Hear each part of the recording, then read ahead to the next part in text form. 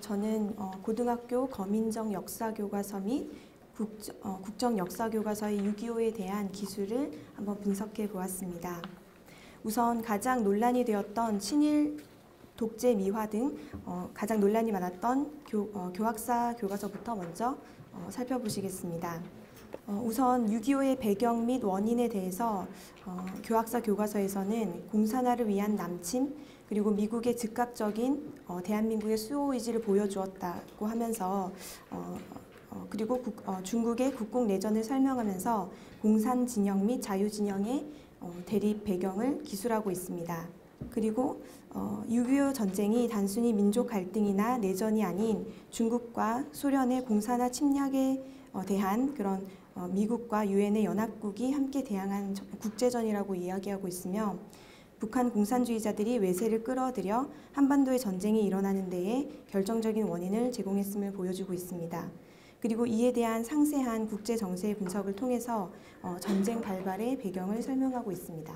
그리고 미국의 개입과 남한의 상황에 대해서 구체적으로 설명하고 있고요. 그리고 당시 남북 간의 정확한 전력을 비교하고 있습니다. 그리고 6.25의 피해 인원에 대해서도 정확히 기술하고 있고요.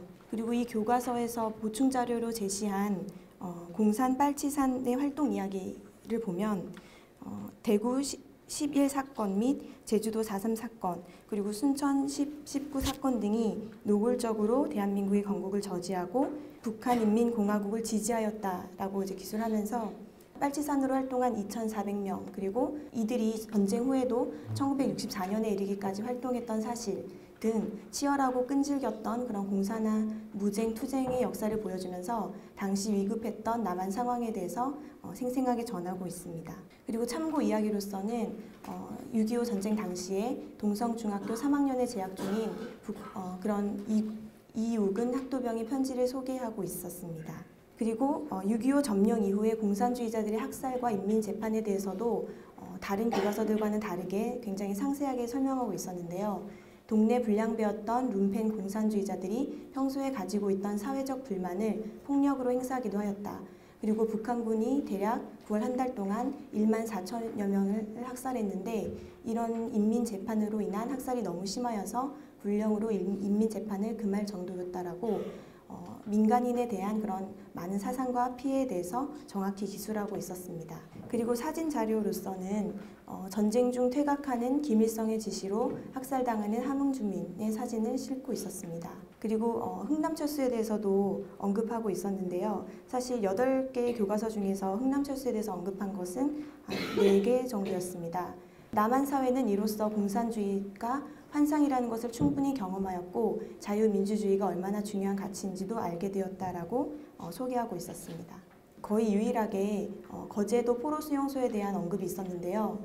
이승만 대통령의 방공포로 석방과 이것이 한미 상호 방위 조약 체결을 위한 초석이 되었다라고 이야기하고 있습니다. 그리고 전후 복구와 미국 원조에 대해서도 전후 경제 재건 자금의 90% 이상이 원조에서 나온 것이었고 그 당시 정부 재정의 50%가 원조 자금으로 이루어진 것임을 상세하게 이야기하고 있었습니다.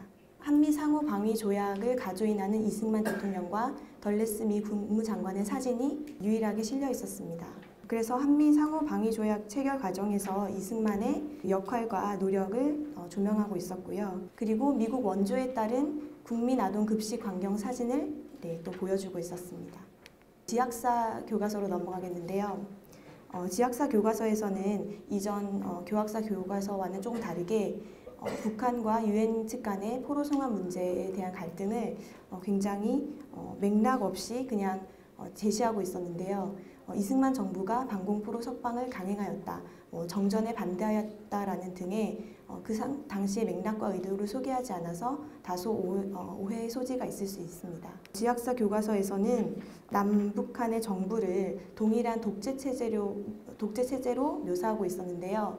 이승만 정부는 반공을 강조하면서 국민의 자유를 억압하였고 김일성은 반대 세력을 숙청한 후 김일성 유일체제를 확립하였다.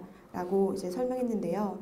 사실 서구 근대적 의회와 헌법에 근거한 삼권 분립을 이룬 이승만 정권과 연좌제와 우상화를 기반으로 한 김일성의 그런 독재 정권이 어떻게 동일하게 비교될 수 있는지 좀 의문이었습니다.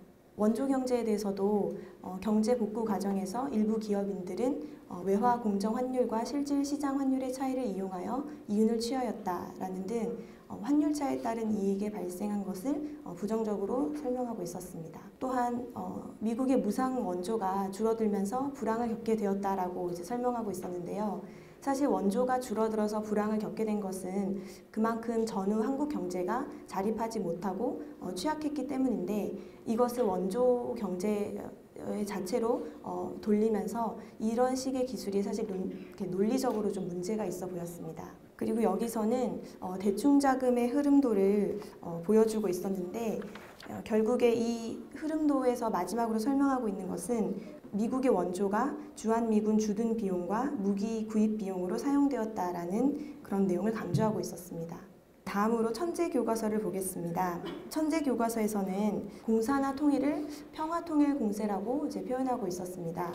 북한은 남북한 총선거로 통일정부를 수립하자는 평화통일공세를 벌이는 한편 전쟁 준비에 박차를 가하며 남한의 유격대 활동까지 지원하였다. 내용 중에 보면 남한 정부가 좌익 활동가를 색출하여 전향시키는 등의 활동을 전개하였다라는 식으로 이제 기술하고 있었는데요. 사실 평화통일공세라는 표현이 이것을 맥락적으로 잘 모르는 청소년들이 듣기에는 청소년들을 혼란케 할 우려가 있을 수 있습니다. 그리고 남한 정부가 좌익 활동가 색출 및 전향 활동을 했다라는 것에 대해서는 언급하고 있지만, 대구 11 폭동 사건 등 빈번하고 또 잔인했던 좌익의 공산 폭동과 그 규모와 실상에 대해서는 강조하고 있지 않았습니다. 그리고 6.25에 대한 설명으로 이것이 자본주의 진영과 사회주의 진영이 맞붙는 세계 최초의 전쟁이었다라고 이제 표현을 하고 있었는데, 사실 자본주의는 이제 경제 체제를 공산주의와 비교하는 말이고요. 그리고 사회주의라는 것은 정치 체제를 자유주의와 비교해서 설명하는 용어입니다. 그러나 이 공산주의라는 정확한 이념 용어가 회피되고 누락됨으로써 청소년들에게 오해를 불러일으키고 있고, 또 숱한 오해와 비판을 받고 있는 자본주의라는 용어를 굳이 언급을 하고 있습니다. 그리고 왜 자유주의라는 말은 언급되지 않고 있는지 의문이었습니다. 그리고 원조 경제에 대한 양면적인 평가가 있었는데요. 마찬가지로 한국 경제가 불황에 빠지고 많은 기업이 도산하고 실업률이 높아진 것이 원조 경제가 무상에서 유상으로 바뀌었기 때문이라는 그런 논리로 설명을 하고 있었습니다. 그리고 1950년대에 굉장히 높았던 그런 교육열에 대한 기술 부분에서 과도한 교육열은 교육 경쟁을 부추겨 학생들을 어릴 적부터 시험에 시달리게 하는 부작용을 낳기도 하였다. 사실 한국의 교육열이 굉장히 대한민국의 급속한 발전에 가장 중요한 동인이었고, 이를 통한 문해력과 수리력 그리고 기술력을 갖춘 양질의 풍부한 노동력이 대한민국의 산업화에 가장 큰 역할을 했습니다. 그런데 그런 부분을 또 굳이 이렇게 부정적인 언급으로 마치고 있었습니다. 다음으로 리베르스쿨 출판사의 교과서를 보도록 하겠습니다. 6.25 과정에서 소련군과 중공군의 개입 배경을 상세히 설명하고 있었는데요. 6.25의 진상을 보여주는 소련의 외교 문서를 참고 자료로 보여주고 있었고, 그리고 당시 중국이 내전이 막 끝난 상황이어서 국민 대부분이 극심한 빈곤에 시달리고 있었으므로 참전자가 상당히 많았다라는 국제 정세를 보여주고 있었습니다. 그리고 비교적 2페이지에 걸친 생생한 사진 자료를 첨부하고 있어서 전쟁 당시의 상황을 구체적으로 전달하고 있었는데요. 이것은 부산에서 여학생들이 북진을 외치면서 휴전 반대 시위를 벌이는 사진입니다. 그리고 흥남철수에 대해서도 언급하고 있었습니다. 그러나 뒷부분에 보면 공산 베트남에 대한 이제 평가가 있었는데요. 베트남과 독일은 어떻게 분단을 극복하였나라는 소제목으로 남베트남 주민들이 통일조국을 버리고 자유를 위하여 탈출하여 그리고 베트남 당국이 이 사상교육을 강화하는 대신 국민 통합 정책을 추진하였다라고 해서 이제 베트남의 통일 과정에 대해서 이렇게 설명하고 있었습니다.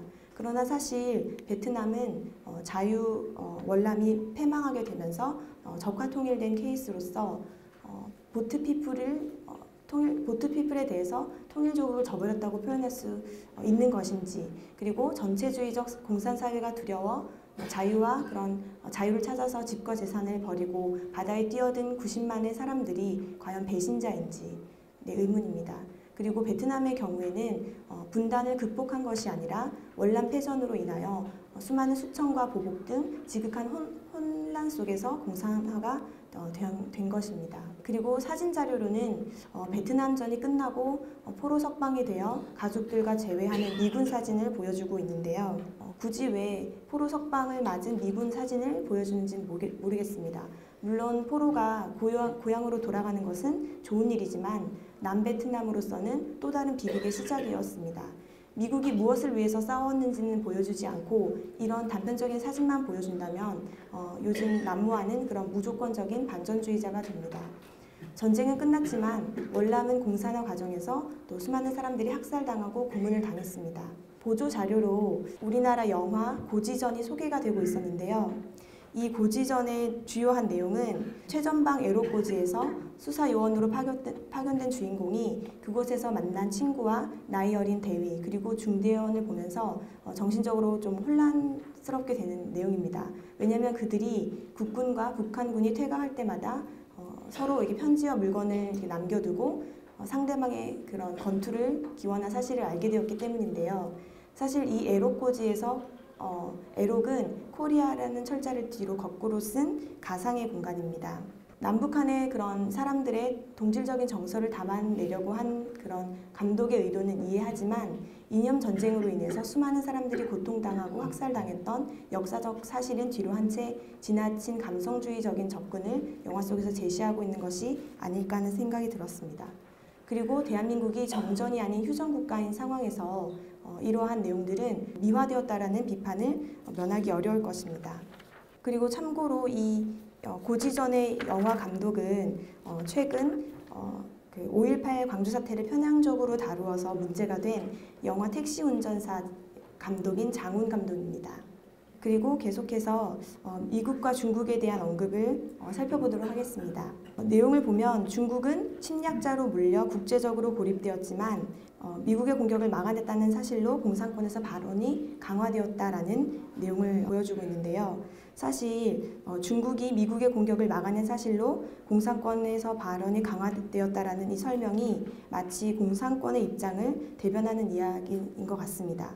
그리고 공산권 국가로서는 이러한 조치가 당연하고 잘한 일이라는 그렇게 이해할 수 있는 여지를 남겨두고 있습니다. 군대, 경찰, 정보 사찰기관에 대한 부정적인 기술이 있었는데요.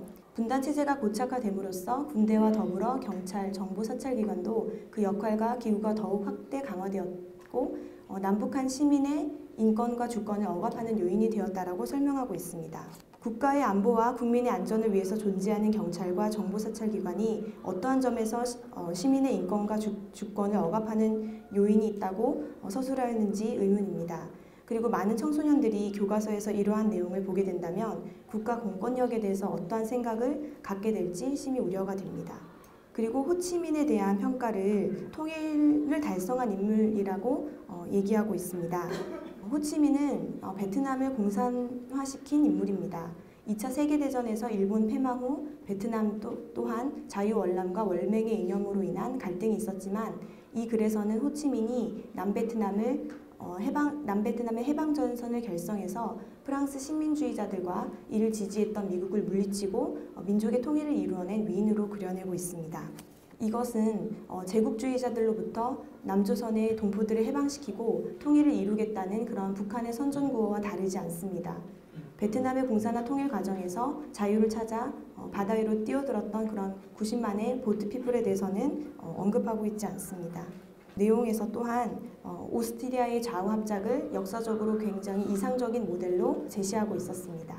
마지막으로 국정교과서의 6.25 기술 부분을 살펴보겠습니다. 소련 군사 고문관이 북한에 넘겨준 선제 타격 계획의 사진 자료를 보여주면서 6.25가 단순히 그런 민족 갈등이 아닌 이념 대립으로 일어난 국제전이고 전쟁의 발발 원인이 이를 통해서 외세를 끌어들어온 그런 북한에 있음을 이 자료를 통해서 보여주고 있습니다. 이승만 대통령의 반공포로 석방과 이에 대한 맥락을 잘 설명해주고 있고요. 그리고 한미 상호 조약의 일부를 보조 자료로 제시하고 있었습니다. 미국 원조 자금의 운용에 대한 구체적인 서술이 눈에 띄었는데요. 다른 교과서에서는 대충 자금 원리에 대해서 설명하면서 미국의 원조가 미국 무기 수입 그리고 주한미군 주둔 비용으로 사용되었다는 점을 강조했던 반면 이 국정교과서에서는 원조 자금이 국내 경제 안정과 또 일본 공산품으로부터의 자립을 위한 것이었다는 것을 보여주고 있습니다. 그래서 이승만 정부가 시설 투자와 그런 장기적인 공업화 또 생산 자립을 위해서 굉장히 노력했다는 것을 보여주고 있습니다.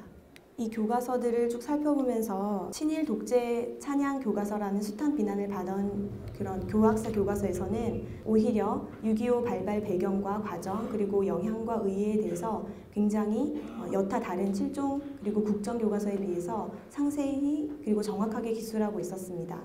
그리고 다른 몇몇 검민정 교과서들에서는 이념에 예민한 용어들을 회피하고 있었고 다소 불명확한 부분들이 많았습니다. 그리고 배경 설명에 있어서 누락된 부분들이 많아서 충분한 배후 설명이 되지 않고 있어서 오히려 이런 내용들이 청소년들에게 잘못된 오해를 불러일으킬 소지가 있다고 생각되었습니다. 네, 이상으로 발표를 마치겠습니다.